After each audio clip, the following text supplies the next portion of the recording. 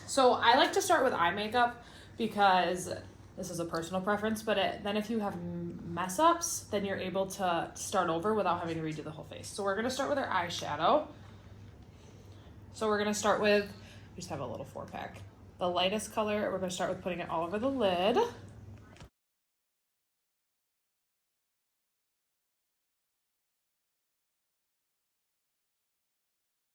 And then we're gonna take a little bit of a darker color.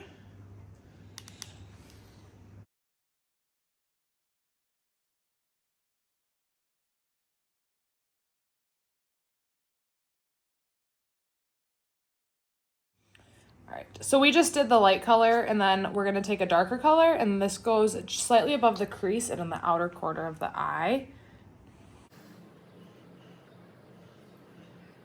You don't need anything super dramatic, just like all neutral colors.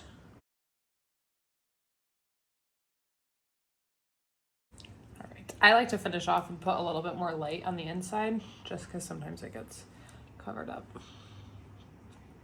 We also are gonna take a white and go on the inner corner of the eye. This is just like a white, it's concealer, but this is a big, so we use just like a small brush. You also can buy it in like a stick form like this. Goes on the inner corner. Just really helps to brighten up their eyes.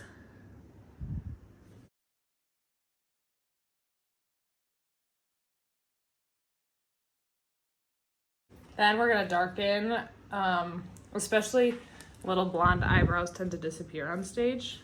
So you're gonna darken them. This one's nice because this puts them into place as well as darkens them.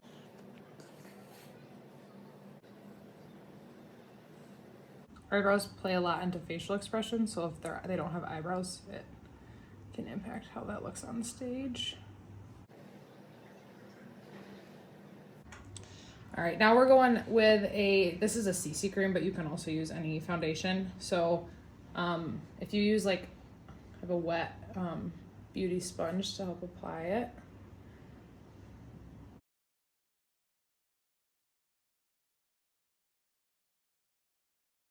You wanna make sure you blend it into the hairline so that they don't end up with like a dark line on their forehead.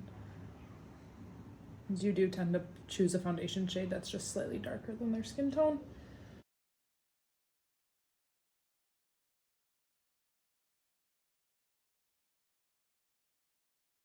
I'll make sure you get around near the lips. Ears are really important, and then you want to work it down the neck as well. Otherwise we have friends with lines. And especially with it being a darker foundation shade, it's very visible.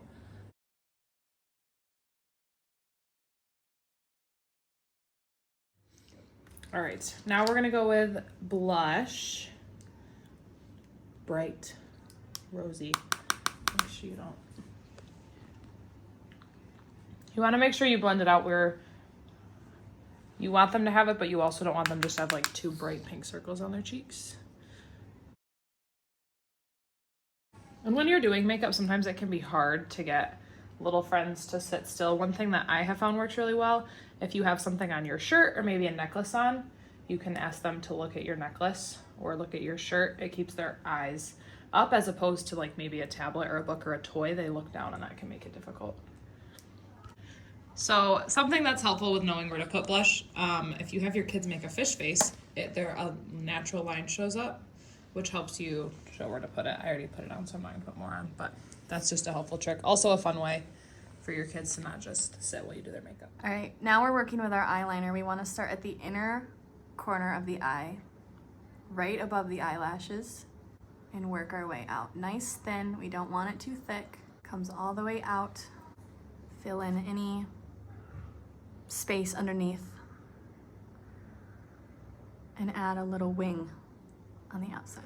It's just a small slanted diagonal line. It's not huge. Now we move on to underneath the eyes. And then open your eyes and you're gonna look like your eyelids all the way up top. There you go, good work. You want them to look at the ceiling. Start from right about the middle of the pupil, underneath, the eyelashes. Do not do it on the waterline closest to the eye. Do it underneath the eyelashes. Give them breaks if they need them to blink. It's hard.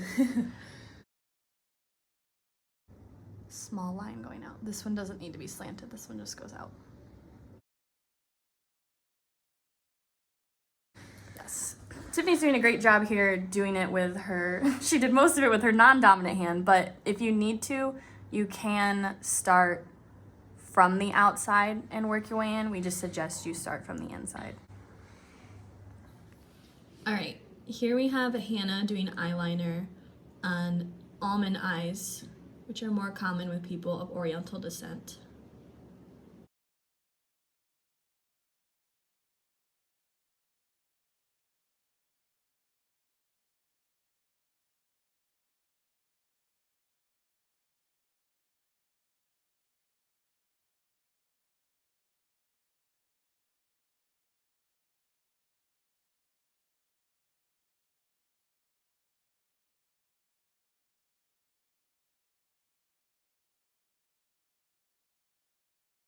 Now that eyeliner's done, one tip for eyeliner, if you struggle, is you can draw little, I like to tip it on its side, and you can almost draw like little dots and like connect between it. That is something that I found that is helpful. So just as we put the white on the inside, we're also going to put a little bit of white on the outside. This just helps eyes appear bigger from off stage. So we put a little bit of white. You can see it in the pictures of a lot of our kids that came with their makeup done. White in the eyes. All right, mascara.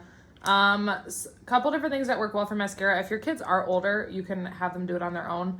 Another thing that works is you can hold it by the eye and you can just ask them to blink. That can help get it on the eyes. Some people do choose to curl lashes. It gives them a little bit more volume. Older dancers, some are required to wear false lashes, but at a young age we do not do false lashes. We're just gonna get the bottom lashes. I like to use the end of the mascara brush to get the bottom ones. All right, take a break.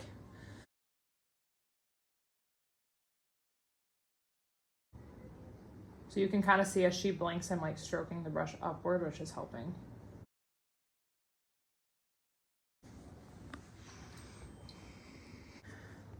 It's nice to apply chapstick. Can help if they have chapped lips before they put on some lipstick. It's also really dry in the auditorium, so just to keep their lips good throughout. We have, you can use any like bright pink, red. Some people like to use like a lip stain. We're just gonna do a lipstick today. Lip stains are nice because typically if they drink water or anything, they stay on. And lipsticks can get on tights and costumes and that kind of thing. So you're gonna highlight the top.